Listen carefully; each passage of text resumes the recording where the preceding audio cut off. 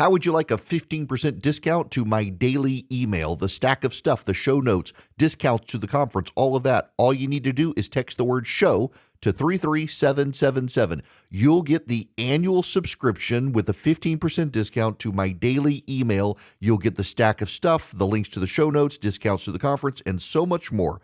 All you have to do is text the word show, SHOW, to 33777.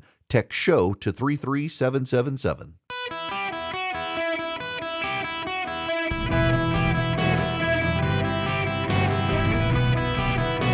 Welcome to the Eric Erickson Show podcast, Hour 3.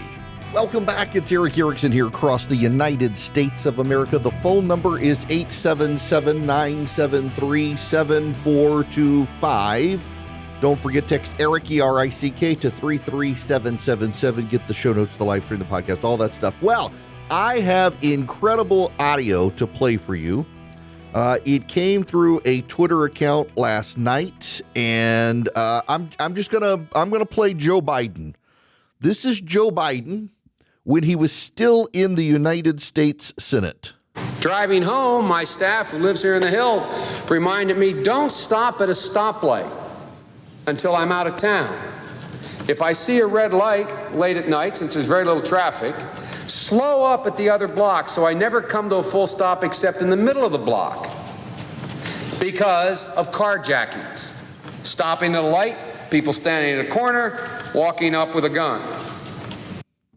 That's Joe Biden talking about working in Washington, D.C. Now, this was back during the 90s and the crack epidemic, and it's wild to me the number of Democrats who are saying and continuing to say, by the way, notice I saved the crime issue, which we've spent a lot of time on for the third hour here. But it's wild to me that they're trying to say, well, it's not as bad as the crack epidemic. It's still bad. And people who live in Washington, D.C. know that it's bad. Eric Swalwell, 2 years ago, I think it was, he put up a tweet on how he and his wife practice carjackings, that if they were carjacked, they don't practice doing the carjacks, they practice if they were carjacked, how they would go through the back seat to try to get their kids out of the car, getting their seatbelt off, sliding through the back seat to get their kids on the way out of the car, that they practice the maneuver to be able to do it. He literally said he practiced how to get out of his car if he's carjacked and is now like, there's not a crime problem in D.C. In 2016, when Hillary Clinton was calling for gun control reform, she used violence in D.C. as an example, and she cited the death of Seth Rich, the employee of the Democratic National Committee who was murdered. The ghouls of the conspiracy theorists turned his murder into something it wasn't. It is that Seth Rich. And she cited his murder in Washington, D.C. as proof that crime is out of control, and she blamed the guns, not the people. Now she says Donald Trump's takeover is there's no crime problem in D.C. There was a what's his name? Bueller, Brian. He's a political activist on the left on Blue Sky. A couple years ago was nearly murdered. He was shot and nearly killed as someone in D.C. tried to steal his iPhone from him, or successfully stole his iPhone from him. And he's now mocking conservative criticisms about crime in Washington, D.C. It's wild to me, these people who have all either been directly or indirectly victims of crimes who are on the left because Donald Trump says it's bad. They're like, no, there's no problem at all. It's insanity.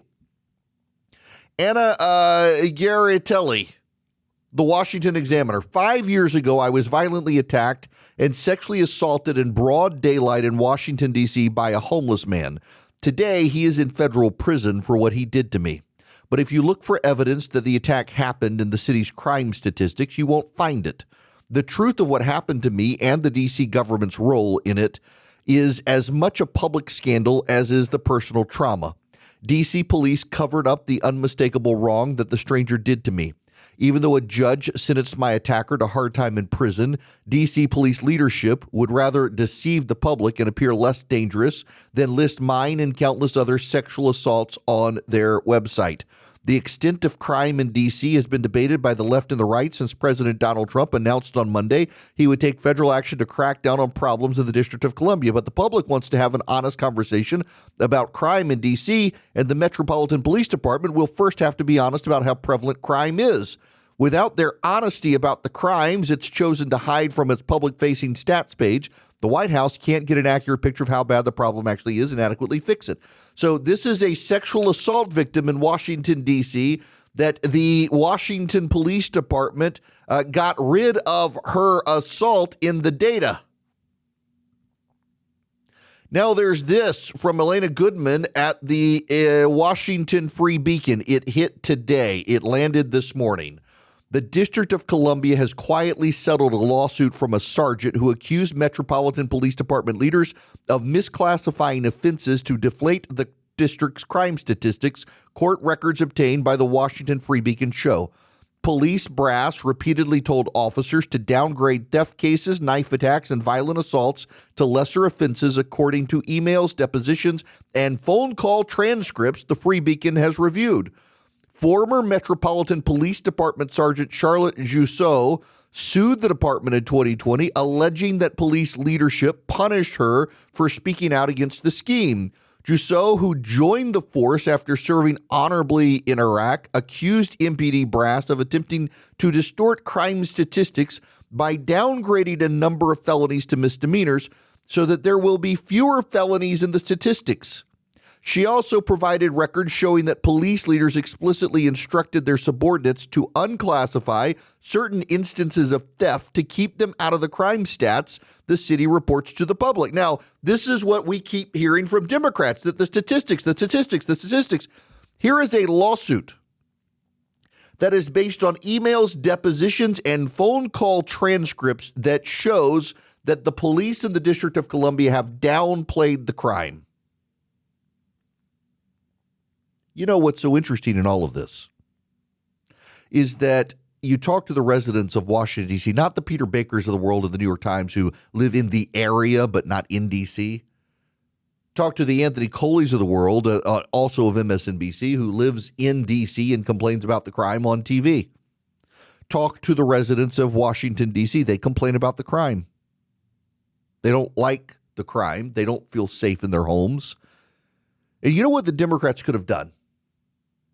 The Democrats could have said, you know what? Crime really is a problem in Washington, but we disagree with how Donald Trump presumes to solve the problem. We disagree with how Donald Trump thinks the law enforcement should be structured. Here's the problem, though. They can't do that because the reason crime is so bad in Washington is because the Democrats implemented the policies the Democrats prefer. In Washington, D.C., Jeanine Pirro, the U.S. attorney, can't prosecute youths as criminals. Can't prosecute them. If they commit a gun crime, the U.S. attorney, is not allowed to prosecute them. It is the district attorney, who is a giant progressive activist, who prosecutes them. And what does he do? He sends them to youth deferral programs that include yoga. I'm not making that up. He sends them to yoga class. So you say that carjackings are not bad and that youth can't be prosecuted for carjackings. Guess what? Carjackings in D.C. have exploded, and it's mostly people under the age of 17 doing the carjackings. Why? Because they can't go to prison for carjacking in D.C. When you in cash bail and just let people out of jail instead of waiting for their trial, guess what? Those are the people who do most of the crimes. In fact, there are statistics in D.C. This will blow your mind. Like 600 people in Washington, D.C. are responsible for most of the crimes. The Atlantic, of all places, The Atlantic, a liberal publication, actually has a piece. He ran late yesterday about the problems in D.C. The Atlantic, and actually they admit crime actually is a problem in D.C. And what they say is that what Donald Trump should do instead of doing what he's doing is target the 600 repeat offenders. Crime would drop remarkably well in Washington if you targeted those 600. The problem is that, well, they're under 17, most of them. And District of Columbia laws are restrictive in what you can do. The president needs to be able to go after them. But, you know, this is a problem of progressive leadership. This is why they're screaming, but Trump, but Trump, but Trump, but Trump. That they can't actually say, yes, crime is bad. We just want to handle it a different way because D.C. is handling it the way the Democrats want to handle it, and it's not good. Ending cash bail, bad. Not prosecuting juveniles, bad. Allowing homeless encampments all over the city, bad. Turning a blind eye to drug crimes, bad. Downgrading serious crimes to minor offenses, bad. All of the things the Democrats wish to do to fight crime are turning out not to work. And, you know, the number one thing the Democrats have been doing to fight crime is to vilify the police officers. The police officers are the bad guys. Time and time and time again, they say it's the police officers who are bad. There are bad police officers, but the police generally are not bad. Simone Sanders is the talking head at the DNC. She was Joe Biden's press secretary for a while. And she's out there attacking Donald Trump for Donald Trump's statements on crime. It's actually kind of funny to see her tweet. She's attacking Donald Trump, saying essentially, propaganda will have you believing people who've never set foot in your community over your own eyes and ears. So in other words, it's propaganda complaining about the crime. And it actually turns out that her husband testified in a committee in Washington, D.C., that crime is so bad in Washington, D.C., that it's driven businesses out of the community. So this woman, who was a comms person for Joe Biden, is saying it's propaganda to say there's crime in D.C. Her husband has testified in a city setting that crime has been so bad it's chased businesses out of the city. So which is it? Do we believe her, the Democratic flack, or her husband, who's a business owner in Washington, D.C.? Who do we believe? I suspect we believe him. And then you got all the white people out there complaining. Did you know it's a rent-a-mob? There's actually a company, I talked about it yesterday, that you can actually rent activists to protest. There was a guy, somebody took his picture last night, was protesting the cops in D.C., literally wearing a T-shirt that says, "I love trans and I love trains," or something like that. He loves trans and trains. Wow. Ladies, does that make you hot? You got a guy out there who says he loves the trans and he loves the trains. It's just anti-fascist pablum. It means nothing. These are the talking points du jour of the Democrats, that they are for whatever Donald Trump is against. And the remarkable thing here is they're starting to get it. They're starting to realize that Donald Trump has them on the 20% side of an 80-20 issue. Even on MSNBC, I don't have the clip immediately available, but Chris Matthews returned to Morning Joe. He's telling Mika Brzezinski, it's a trap. It's a trap. Donald Trump has Democrats not out saying crime is a problem, but that crime is not a problem when people know it is. And it makes the Democrats look completely out of touch. And he's not wrong. It does. But they can't help themselves. They can't help themselves. The Democrats are defining themselves in opposition to Donald Trump, and they've made it very, very easy for Donald Trump to get them on the wrong side of a bunch of issues. Joe Biden in the U.S. Senate. Crime was so bad that if the light turned red ahead of him, he slowed down to a crawl and kept his car moving slowly just to avoid, between intersections late at night, just to avoid getting carjacked. Carjackings are on the rise in D.C. by people under 17 because they can't be prosecuted in the District of Columbia and sent to jail the way they should, and they keep doing it over and over and over and over. And the definition of insanity is doing the same thing over and over, expecting different results. The Democrats have gone insane. Y'all, I have not had a chance really to spend time on the grocery store in Kansas City. I know we got listeners out in Kansas City. I hope you guys are listening to this, and you are probably more well aware of this than me. The Sun Fresh Market abruptly shut its doors on August 12th. That would be Monday, with a handwritten sign taped to the entrance reading, "Due to unforeseen circumstances beyond our control, we're no longer able to serve residents at this time." The CEO had repeatedly said relentless shoplifting and crime in the neighborhood have driven away customers. Just last month, images the grocery store shared online revealed mostly bare shelves and coolers, as well as empty meat, produce, and deli departments. Shoppers said the store once held the fresh items they needed, but that it's been mostly empty for the last 3 months, and that some of the products available appear to have expired. The milk, I'm scared to buy it. Even the dates, they may have a few days over. I don't want to buy it. It's a rancid odor. I think something's dead or something's gone bad, said another shopper. So here's what's going on, just so you know. This grocery store started, a buddy of mine Fred, who lives out there, told me this grocery store started as a for-profit enterprise. But the crime in the area was so bad, it drove the actual functioning grocery store out of business. And the closest grocery store is a horrid 3 miles away. It's a food desert. So the city took it over and ran it as a nonprofit. The area has such bad crime. Shoplifting was on the rise. People don't feel safe in the neighborhood. Kansas City closed the local jail. They're now building something else, but a lot of criminals in the area. It's just not a safe area, and the shoplifting was out of control. And so now the nonprofit grocery store is out of business. Crime in the area shut it down. And of course, when you point this out, you're called a racist. This is a predominantly black neighborhood with a very high crime rate. And it is the thugs who have made it unsafe to keep the grocery store open and stolen so much from the grocery store. And it's hard to stand up to them. And the police can't stand up to them because the local government refuses to stand up to the gangbangers and the thugs and the crooks because, it's racist to do that. The Democrats, particularly progressive black Democratic leaders in cities, internalizing that the white police officer is racist, has done more harm to the black community than anything short of the crack epidemic. It's wild to watch black politicians on the left attack police officers as opposed to going after the criminals with the police officers and empowering the police to do so. There's a stark contrast between this and in Atlanta, where they've got the police's back now after a few years of they not doing it.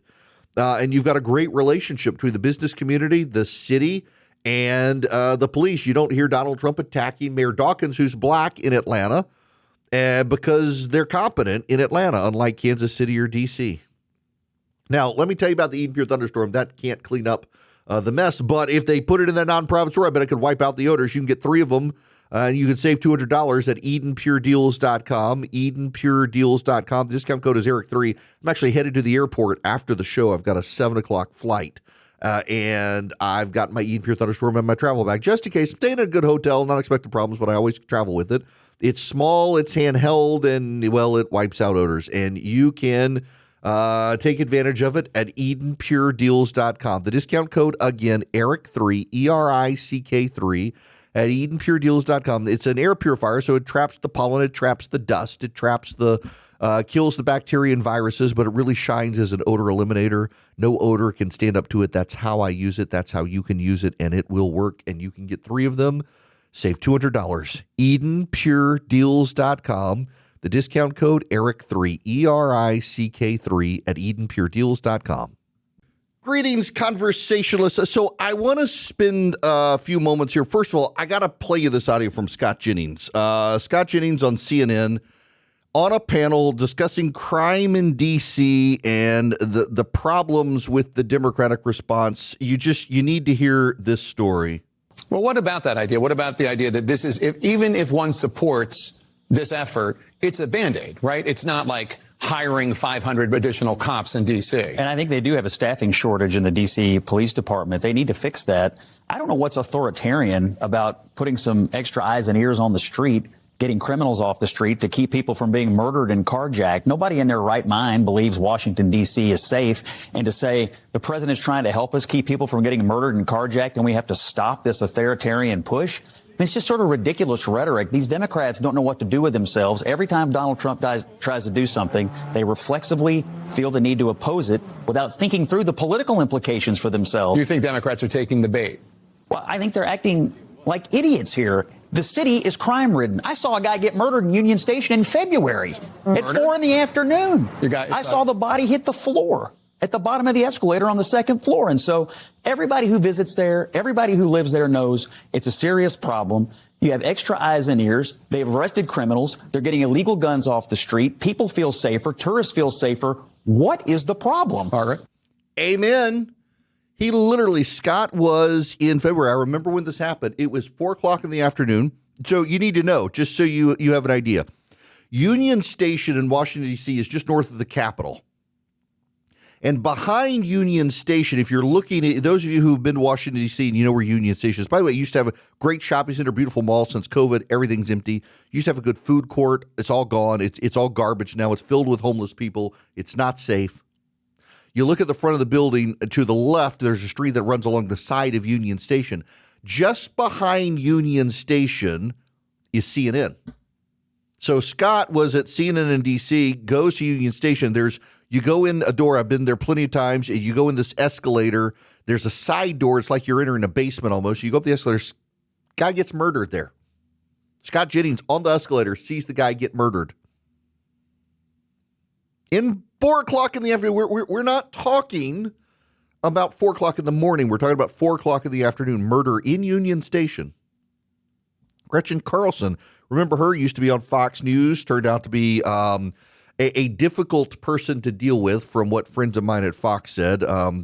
And, well, she's now over at CNN doing some. Listen to this conversation with her, Anderson Cooper, Jeffrey Toobin. He certainly sees this as a winning. It's clear he sees this as a winning issue. Yeah, I mean, I think it is a winning issue. Not only that it takes attention away from other stories. That's right. But on its face, you know, when people look at this and they say, wow, 30 more police officers on the streets to help fight crime, and people in Kansas and Iowa and Nebraska and Minnesota who want to come visit D.C. with their kids, they think, oh, it's going to be safer now. And they might fear crime more than people who live in big cities. It does actually present a big problem for Democrats, because if you come out against this, it looks like you're not up for fighting crime, right? And so I say all that at the same time saying that this could be a distraction from the Epstein story. Who knows if there's actually a real plan or strategy, to your point, past 30 days. Trump said today, I'll just keep doing it. And it's a slippery slope. I mean, this is a slippery slope. Is he going to go to other cities and do the same thing? They keep saying that he can't. He constitutionally cannot. Washington, D.C. is a unique case. It's a federal city. He can try in other cities. He can call out the National Guard, but he can't take over the local police department. He can't do that. So that they keep saying this, and it's a distraction from Epstein. Listen, I'm on the record saying the whole Tulsi Gabbard stuff about the Russia stuff. It may be legit, but also a way to pivot people away from Epstein. This is not a distraction from Epstein. This is the Donald Trump who is a political gamesmanship master beating the Democrats. Eli Honig, who is their legal analyst, who's not a fan of Donald Trump. One more. Let's listen to this one. So I've worked extensively with police, and I don't have a problem tactically with what Donald Trump is doing here. He doesn't have to be the most dangerous place on earth. Something can be improving, but still really bad. If your house is on fire and then a third of the fire goes out, it's less bad, but it could still be an emergency. I work in D.C. It is dangerous there. You cannot deny that. And a common police tactic is to surge resources. We call them task forces. They're applauded across the board, across the political board. I've done it in New Jersey. I've done it in New York. You take the FBI, you team them up with the Newark PD, what have you. You make a visible presence. Now, is some of it for appearance and show? Yes, because what it does is, A, it assures people. It gives people a bit of confidence and security, and B, it deters people from committing crime. So it's not going to hurt, and this is a situation that needs to be improved. I don't see why there's and I also reject the January 6th. Look, I've been a 100% unambiguous critic of everything Donald Trump did on January 6th. I believe he should have been charged criminally. I believe the pardons were a disgrace. But why does that mean he can't do anything now to enforce the law to promote public safety? When he's president of the United States, the Peter Baker on MSNBC saying, but January 6th, the Black Lives Matter riots of 2020 were far more costly to the city. And this broken idea of, Donald Trump was an authoritarian. He's the president of the United States, and this is a federal city where the local government has abandoned. And again, I got to point out, I didn't mean to spend the entire hour on this, but it was worth you hearing all of this different audio. The fact of the matter is, this city is unique in America because it's under federal control. It's not under control of a state. It's not one of the 50 states. It has no representation in the United States Senate. Its delegate to the House of Representatives gets no vote. Carolyn Levitt talking about the progress made so far. I have have some updated statistics for you. Overnight, there were 45 criminal arrests made for assault, second and first degree. There were arrests made for the distribution of illegal drugs and narcotics that have now been removed off of the streets. There were 3 illegal firearms that were seized. And in addition to that, there were 29 illegal aliens who were removed off of Washington, D.C. streets last night, many of whom had final orders of removal. So these results are happening night after night because of the efforts of this federal task force that are working alongside the Metropolitan Police Department. Y'all, how is this a problem? How is this a bad thing? This goes back to the Gretchen Carlson clip that the Democrats, they're going to put themselves on defense on this. They can say it's a distraction from Epstein. It's really not. They can say it's a distraction from inflation. They can say it's a distraction from other stuff. It doesn't matter. It's really good politics. And here again, I've seen, on my Substack that I have, I got a number of people who subscribe who are pretty partisan Democrats, and they get very angry with me. They're more angry these days than Trump supporters are at me, other than maybe the stuff I was saying on inflation earlier. But nonetheless, they're like, why are you obsessed with this topic? This is your third day talking about this topic. There are terrible things that Donald Trump is doing. You should be talking about the terrible things Donald Trump is doing. No, this is actually a really big story. The Democratic Party is yet again pouring gasoline on itself and striking a match. I haven't seen people set themselves on fire like this since that nut job soldier who was protesting Israel. The Democrats they are the party of flambe. You've got a crime problem in cities in this country. It is disproportionately in urban areas with high black populations. And the Democrats want to scream racism to prevent us from talking about it and saying that's a conversation for them. Nobody's having the conversation. Nobody's having the conversation. There are some preachers having the conversation. That's about it. And the preachers have the solution. You need Jesus, and the Democrats don't like him, so they don't want Jesus part of the conversation. So it is wild to me that we have an entire political party in this country that would rather rewrite the crime statistics to make it look less bad than it actually is, rather than deal with the collapse within the black community. Because it's their policies that caused the collapse, and they can't deal with the collapse. They are incapable of dealing with the collapse. They do not want to deal with the collapse, and so they will avoid it, and they will scream about Trump. But here's the problem. The screams of the victims are louder than the screams of the Democrats. For every scream of "but Trump," there is a scream of "help me." And the Democrats are not helping those people. It is yet again the media putting narrative above truth. And I've got to tell you, there's a level of complicity with the press when it comes to this. This is a completely unrelated story. Recent reports, this is from the Washington Free Beacon. Recent reports in NPR, CBS News, and CNBC have cited a study from a nonpartisan research firm, Energy Innovation, to argue President Trump's repeal of green energy subsidies will cause energy prices to spike. The reports do not mention the firm's CEO and co-founder, Sonia Agarwal, was a former Biden climate advisor who helped write those very subsidies into law. Energy Innovation study, which also generated coverage at CNN and the Chicago Tribune, argued that Trump's One Big Beautiful Bill will lead to higher energy prices for U.S. households by phasing out green energy subsidies and slowing electric vehicle purchases.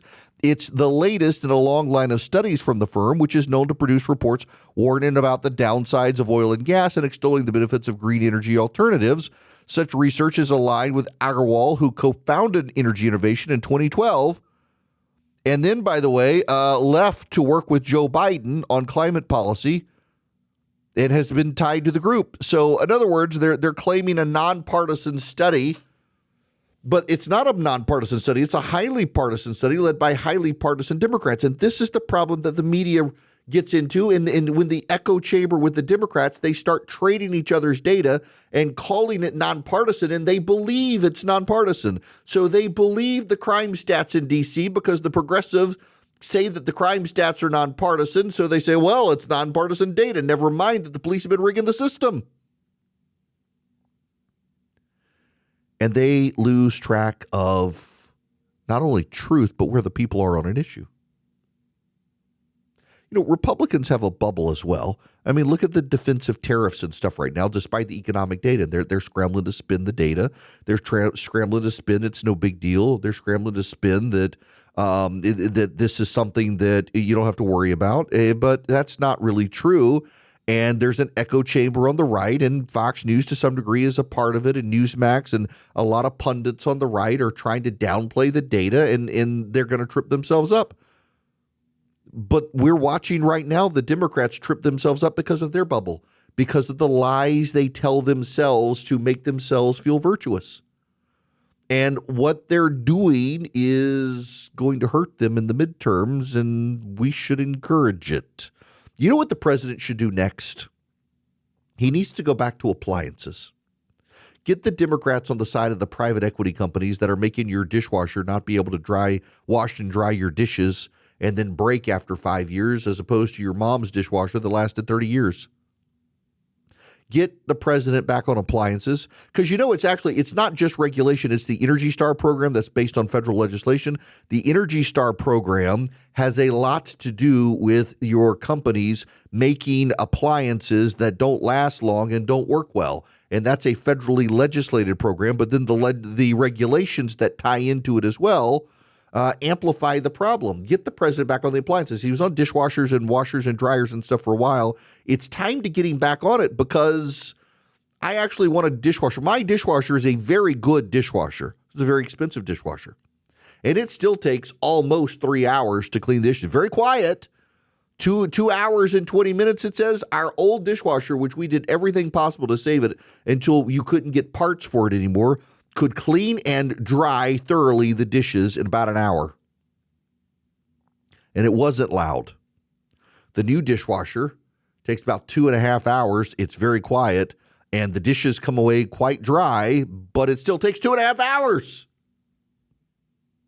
The president needs to get back on appliances now. Make the Democrats be on the side of private equity and crummy appliances. It's the next bold move. By the way, Hillsdale College, I need to tell you about them. Go to ericforhillsdale.com. They've got some great classes, and one of them is a good class on the federal constitutional structure and how the laws Congress passes and the regulatory structure of the country can impact your daily life. You can take that class. You can take the Constitution 101 class. You can take the Federalist Papers class. So many more, completely free. ericforhillsdale.com. There's no charge for this stuff, and you get smarter. You go to ericforhillsdale.com today, ERICK, ericforhillsdale.com. You sign up with Hillsdale College. You take a class of your choosing. You don't pay a penny, and you get smarter. What do you have to lose? It's a great opportunity for you to improve your mind. ERICK, ericforhillsdale.com. Sign up with Hillsdale College today. Improve your mind, learn about a topic you're interested in, start a relationship with an incredible college, and never pay a penny. ERICK, ericforhillsdale.com. Sign up today. Okay, at the end, I got a political one for you. So Mark Andreessen is a venture capitalist out in Silicon Valley. And I forget now the name of is it S14 is the venture capital firm. Way back in the day, he worked for Mosaic that was developing the initial web browsers. So Guy is interviewing him. This is from an interview with David Perel in 2023. And he was asking about data and why things were the way they were on the web. And have you ever wondered why links on the internet, when you click through a link, it's blue? I think you're the guy to ask about this. Why are hyperlinks blue? Because I like blue. Is that why? Yes. It's a nice, firm color. It's easy to see. So what's the story here? You're sitting in an office. Well, it had to be some color. What'd you do? You just had to go into the HEX code and you wrote six numbers and letters? At the time we were doing this, I was trying to forget. It's like a lot of graphics computers at that time only had 256 total colors. They had some 8-bit color palette, and so you can kind of see all 256 colors, and it's kind of like take your pick. And so they could have been salmon, yeah, right, or yellow. I mean, they had to be something that like actually stood out on the page. Yeah. And so it was basically going to be blue, red, purple, green. I don't like those other colors. That's crazy. By the way, I didn't quite get this across. The other thing I did was I don't like reading text on white backgrounds because my eyes are a little sensitive to light. And so if you look at early Mosaic and Netscape, the backgrounds are always gray, and so it was black text on gray backgrounds, and I used to get a lot of flack for that. But what I really wanted was dark mode, but I couldn't get there at that point because the displays weren't good enough to do white text on black backgrounds. Back then was hard to read because you didn't have enough shades of gray, and you couldn't quite get you didn't have screen resolution to have that be a appealing thing. There you have it. The reason you get on the internet and the default now, websites can change it these days, but the default is that hyperlinks, the things you click on websites to go to other pages, the reason they're blue is because Mark Andreessen was the computer programmer who designed them, and he likes the color blue, so they're blue. That's a random claim to fame there. It is amazing how things have advanced so much now, but so much of it is still the same. I was engaged with David Fredoso last night, reporter in D.C. He was in Idaho, and his kid saw a code in a window, and they decided to break the code. And they ran it through the different AI systems, Grok, Claude, ChatGPT, and the like, and none of them could figure out the code. It was a Mason cipher, which I had forgotten about Mason ciphers. When I was a kid, I loved to break code, so I put the picture in Google Images, and it says, "Oh, this is a Mason cipher," but it couldn't obviously figure it out. And I was able to figure it out. And it was asked to see Dr. Van Helsing. It's just code in a window randomly in Idaho, but computers still can't really figure that stuff out. But now you know at least why the hyperlink is blue. And I'll talk to you guys tomorrow.